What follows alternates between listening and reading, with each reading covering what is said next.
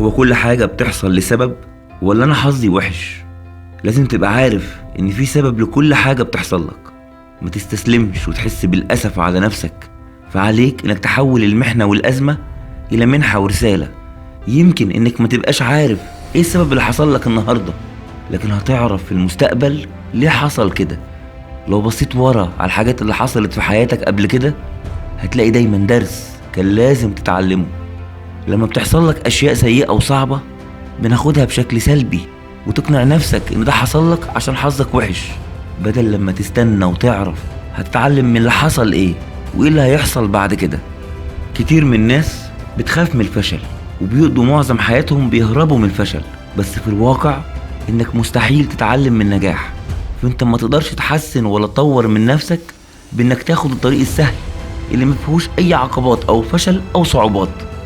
القوة الحقيقية والنجاح هي إنك تتعلم من الفشل وإنك تخرج من الدائرة الآمنة اللي بتحبها. دايما في درس بنتعلم منه وكل حاجة بتحصل لنا.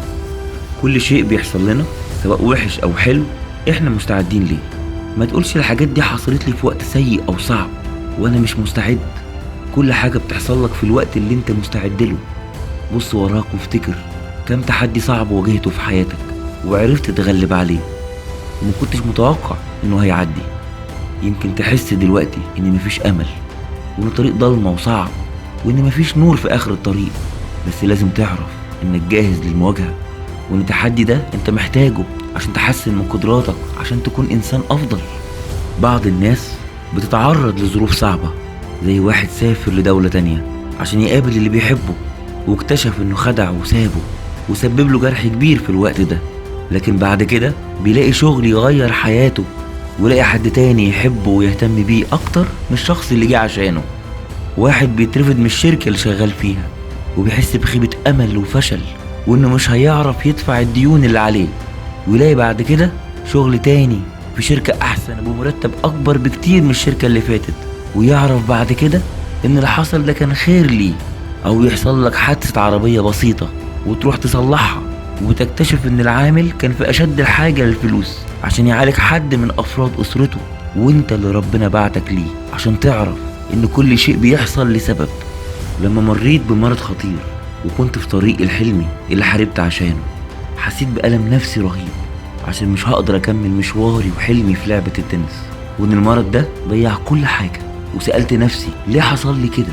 بعد 7 سنين من العلاج والمحاولات الفاشلة للرجوع لحلمي مرة أخرى، عرفت بفضل ربنا أرجع كما كنت، وعرفت بعد كده إن اللي حصل ده كان خير وحكمة في المستقبل عشان أكون الرياضي الوحيد في العالم اللي عمل ده، وأكون أمل لكل مرضى السرطان في العالم، وأقول لهم رسالة مهمة جدا إنهم يحاربوا عشان حلمهم، وإنهم هيرجعوا زي ما كانوا قبل المرض، وإنهم هيكسبوا في النهاية بإذن الله. أنا عارف إن في أسئلة كتير بتفكر فيها. هو كل حاجة بتحصل لسبب؟ أيوة، كل حاجة بتحصل لسبب.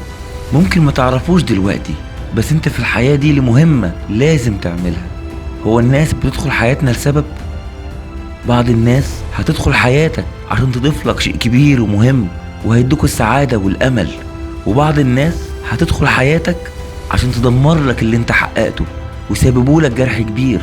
كل ده هيخليك تعرف الوجوه الحقيقية والوجوه المزيفة. كل ده عشان تتعلم انك تحافظ على الناس اللي بتساعدك تنجح وتبعد عن اللي بيدمر حياتك.